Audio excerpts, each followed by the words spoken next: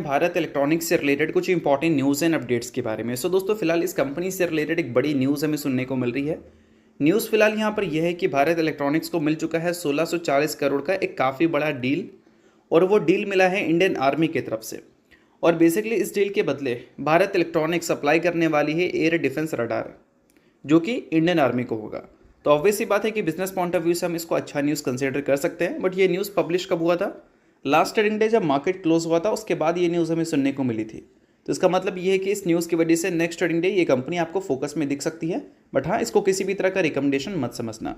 But in सारी चीज़ों के बाद दोस्तों नेक्स्ट ट्रेडिंग डे इस कंपनी से रिलेटेड एक इंपॉर्टेंट इवेंट भी है, उस वजह से भी ये कंपनी फोकस में दिखेगी। और वो इवेंट का नाम है क्वार्टरली रिजल्ट, जो कि हमें कल के दिन देखने को मिलने वाला है। पिछले कुछ क्वार्टर से जो कंपनी के नंबर्स हैं, अगर ईयर ऑन ईयर बेसिस पे देखोगे और क्यू ऑन क्यू बेसिस पे देखोगे तो काफ़ी अच्छे हमें देखने को मिल रहे थे। बट लास्ट क्वार्टर में ईयर ऑन ईयर बेसिस पे जो ग्रोथ था वो थोड़ा हमें कम देखने को मिला था। बट ये कंपनी उन डिफेंस कंपनी में आती है जिसके नंबर हमें काफ़ी कंसिस्टेंट देखने को मिलते हैं।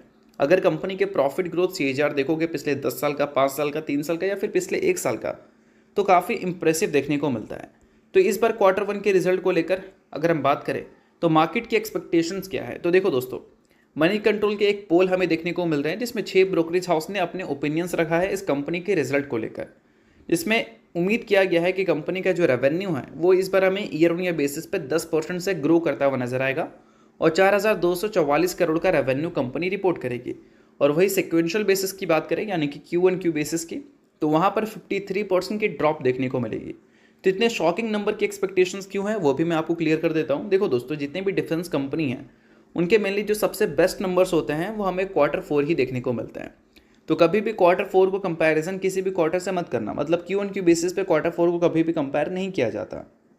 हमेशा Q4 से ही कंपैरिजन किया जाता है, और बाकी का जो रिजल्ट होता है Q1, Q2 और Q3 उसको भी ईयर ऑन ईयर बेसिस पे ही कंपैरिजन किया जाता है। अगर हम डिफेंस कंपनी की बात करें तो कभी भी Q1Q बेसिस पे कंपैरिजन डिफेंस कंपनी को मत करना, खासकर उनके नंबर्स को, ठीक है।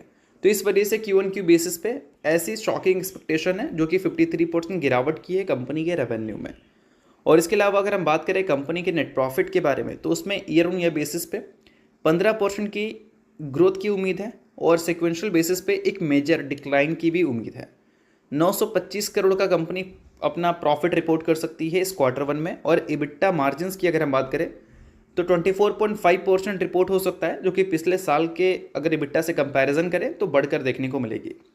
और EBITDA मार्जिन पिछले साल कितना था? 22.3%। इस बार ये नंबर बढ़कर 24.5% आ सकता है, ऐसा मार्केट उम्मीद कर रही है।